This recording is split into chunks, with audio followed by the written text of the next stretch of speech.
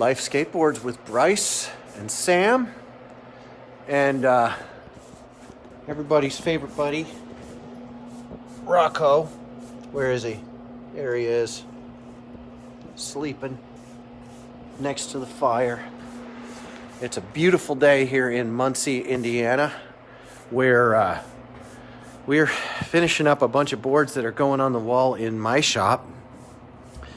So we've got just yeah, here, I'm gonna hand you guys to Bryce and flip it around. We'll do it, let's do it the real way. Yeah. Is that lens clean? It's about to be. Okay, good. So this is old. This board is probably 5 years old. It's an 8-ply that sat in my curing area for 5 years. Has a slight warp in it, so I never wanted to do anything with it. It's not pretty. It's not too ugly, but it's not too pretty. It's off. You were able to see it through the video a little. Good. And then it's a couple of odd shapes that wound up hanging around in my shop for a while. You've seen these if you followed my former YouTube. These have been sitting around for 3 years, and pretty good. A little off, been sitting too long. I'm just saying, it happens. It doesn't bother me anymore. It used to. It's not that my standards have fallen, it's that my expectations have become more reasonable. You know? And this one is straight enough to be proud of. This is a similar age, and just got a good shape to it. And all getting Life graphics, and these are all going up in the shop. This is another board that warped on the wall. It happens. I think the best school of thought on warping is skate that thing as soon as you get it. Get your toe heel twist into that board. That's the reality of skateboarding on a board, is if you're riding it, you're going to put a toe heel twist into it. So go ahead and get it out there and get it twisted. And something I love about this board, I don't know if you can see, is it's got an amazing grain on the top. This is a Life Skateboards concave, pressed here by Bryce and Sam. And what do you think of these graphics, friends? These are all lino cut graphics. What animal is that? Tell me it's a rat. I think it's a muskrat. I don't know. That's awesome. It's a mink. It's a mink? There we go. Oh, here's the mink. Oh, it's the life and death. Am I right? It's life and death. Yeah. Because that's what's at stake. Really, it's really not all about. Sometimes skateboarding isn't about just skateboarding. I've noticed this. It's about fur coats. We got that. Then we've got the first iteration of the. Where's the OG one? Yeah, where's that OG Here's twister? this one? No, The twister's right here. Ah, yeah, here's the twister. So this is a twisted board that I made into a shape in my workshop. Farting around, I did a measure through with my folks on that, and we've put this graphic on it. And then after that, I made this is one that is, as the French would say, gigantesque. This was the second iteration. I wanted to go big and wide. I wound up wider in the back than I did in the front, which is something that when you're this wide, this is well over 10 inches. This is like 10 3/4 at the back. When you're going that wide, fronts and backs don't matter as much anymore. You can have a board that tapers toward the front when you're dealing with huge real estate. I love this board, but I recognized when I made it that I needed to refine it, and so I did a third iteration of that, which is in the car right now.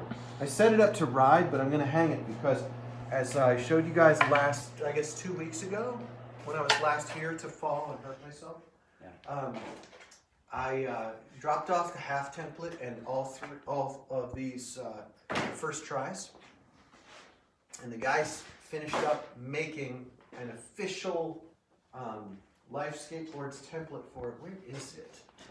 I think it's in. It was. There it is. I see it where my finger. Yeah, it's up there. Let's If you look let's at go my travel. finger, there it is. Over there. So they took my half template and they took my first few stabs at it and they refined it into this, which makes these. And this is way better than my prototypes. Look at the concave on this template. Yeah, bro. Look how sick this concave is. So a couple ways that this is way better. As you can see, we've resolved the whole nose is now wider than the tail. It's running 10 inches wide between the scallops, but it'll run with 9-inch trucks really well. The taper toward the tail is just mwah, you know, mwah. Jason says 1982 concave. And This is 2030. obviously, right here. I love the Life Knife tremendously. Wet still, too. This one is going to be, I got one to hang and one to bang. So this one and the other one, it's got a top graphic on it. I will probably wind up riding both of them. I love this shape. And I'm going to put some 9-inch trucks on it. I'm going with Ace 66s because I'm an old man who loves to turn. Let's show them those scallop points. All right. Let's. Okay, so the first thing I liked about it was that they refined the width of the nose and tail, which was definitely had to happen. The second thing I like, I shortened the nose and the tail. A little bit. yeah, they had to be. Yeah, no, I made them ridiculously long. I was just stretching out to see what we could get to. The second thing I like is, I'm going to say it, the edge work on this is way better than what I did in the shop on mine. I sort of decided to be proud of how rough I made it. Well, Bryce can be proud of how smoothly he executed these scallops. And I told him, my criticism is if you do them this nice, you're going to have to keep doing them this nice. But Bryce is proud of his work, as he should be. And this turned out fantabulastically. So, And you can buy them. and now, are they on the site? No. But What- yeah. You can get these as a stock shape. Do you have a name for the shape yet? I didn't name it. I keep saying it needs to be the gar. It reminds me of like Oh, it a looks like gator gar. looks like Yeah. an alligator gar. I like it. Well, you can order this scallop shape from Life Skateboards by contacting Sam or Bryce, and I would urge you to get one. Whether to hang or to bang, these guys are designed, I guess, kind of designed by me, designed with love, with Lou, and available through Life Skateboards. And but the finish work on these is, well, I think you can only say it using onomatopoeia. Mwah. Really, fantabulastic. And then there was something else going on. Is there anything else? Oh yeah, I had to do this.